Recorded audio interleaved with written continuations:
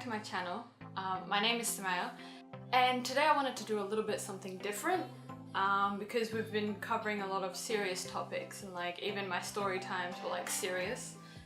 So this series is going to be called Afro Tales. It's about just funny little things that happened to me while we were living in Africa, and there is a lot. So I'll just continue it until I guess I run out of stories, because it was only a 2-year span. So we used to live in a 4 or 5 floor walk up, I can't remember, and we lived at the top, and it was me, my mum, my dad who joined us later on, and my 4 brothers. And so my second oldest brother, we had like this major rivalry, especially because it was him than me. Like there was like always this intense, I don't even think it was a rivalry, it was just, we didn't like each other. We didn't. And I remember the windows on one of the bedrooms, they had like these bars, and he could fit his head through one of them. And I'm like, okay, well, anything he can do, I can do, you know, because I have to. With my other brothers, like, oh, you know, that's cool and stuff. Like, they knew they couldn't do it, so they didn't even bother. But, you know, they were praising him. They were like, okay, that's really cool. But I was like, okay, no, he can't be the only one who can do that. So I did it the first time, and it went in with a lot of work. Like, I pushed my head in that bar, but finally it went in, and I was like, killed it, you know? You're not the only one who can do this. But how to get it out was the question, because when I tried to get it out, it was not as easy as he made it look. Like, he got it out pretty easily, but I couldn't. Now, by this point, we tried for like half an hour to pry my head from the window, but it just wouldn't come loose. And so we called my mom, and obviously I got in trouble for it, but she greased up my head. I think she put like butter everywhere and greased up the bars and everything. And then it popped out after, you know, some hard yanking. It popped out. Like, my head hurt so much after that, but it was out and I was safe. Now, of course, you would think you did it once, it didn't work out, it was really bad, you know, move on. But no, that wasn't me, because my brother did it again and he got it out easily. And this was, I think, some months after, or maybe even a year after the first time. I was around like 6 or something. And so he did it again, and I was like, well, I can do that too. And of course my other brothers warned me don't, because you know what's gonna happen. But no, I was very hard-headed and I had to do it because, you know, he did it and I had to do it. So I pushed my head in again. It went in harder this time, but it went in. Now, getting it out, oh my god. This time, they called my mom straight away. She was really mad that I did it again, obviously. And with all the greasing and with the butter and the oil and everything, and you know, the hard yanking, it still didn't work. And my head was stuck in there. I think we were trying for like an hour, hour and a half.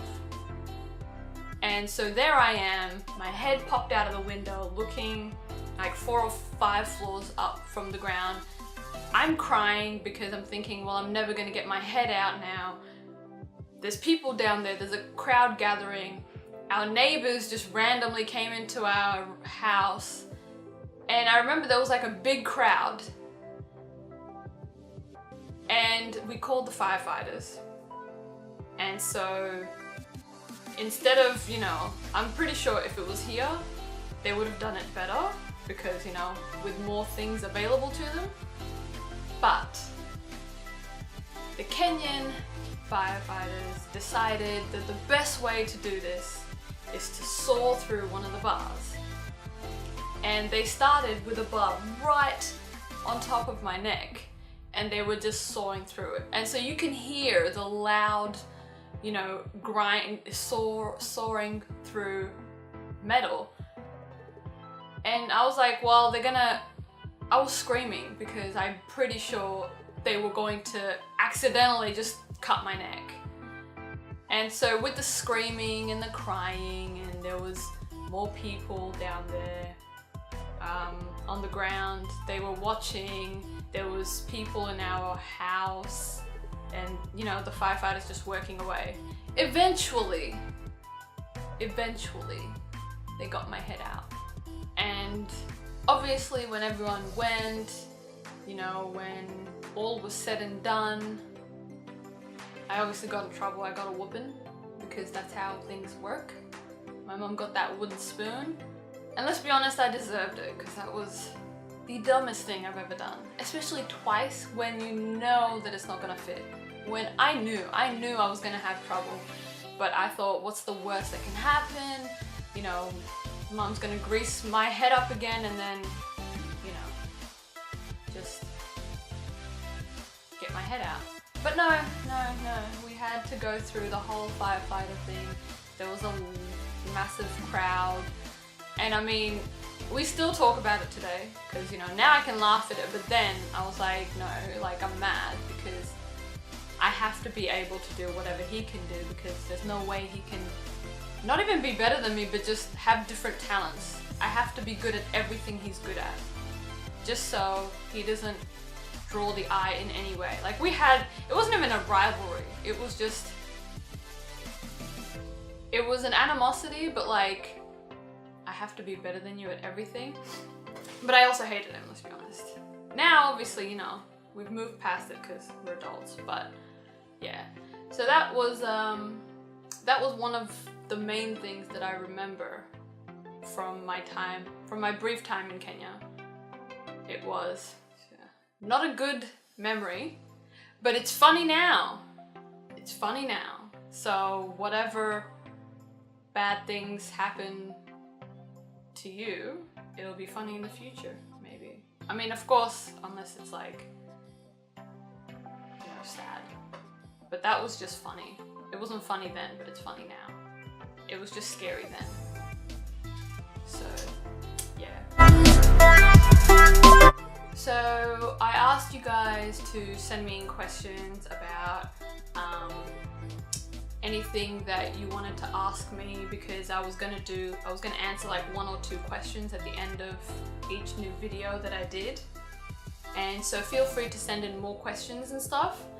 So I'm going to answer one today. So I'm going to answer one from Hatra, who lives in Norway. And she asked, how do I tell my daughter she's beautiful? Because some kids made fun of her at school because of her skin. And so I haven't been to Norway, but I assume it's very, you know, white. Because when you see Norwegians, you know, white, blue eyes, blonde hair. But that could be a stereotype. Her daughter's name is Ibtisam, and she's 10 years old. And I know, and so this is a message for you, Ibtisam. Don't listen to them.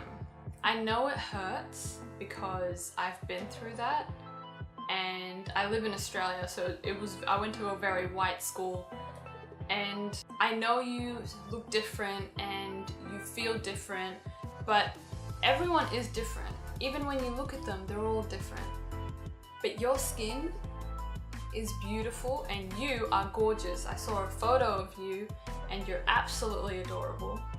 And they may be saying mean things to you because either that's what they've learnt, or maybe someone else is being mean to them. So don't focus on what they're saying. It hurts, I know. It can be very upsetting, and you might want to even change your skin because you feel so different. But different is good. different is the best, you know? And everyone is unique, and you are unique, and I'm sure you have amazing talents. And I think you should just focus on what you love doing. Whenever you hear someone saying something mean to you, just ignore it and then do what you love. Focus on... I used to draw.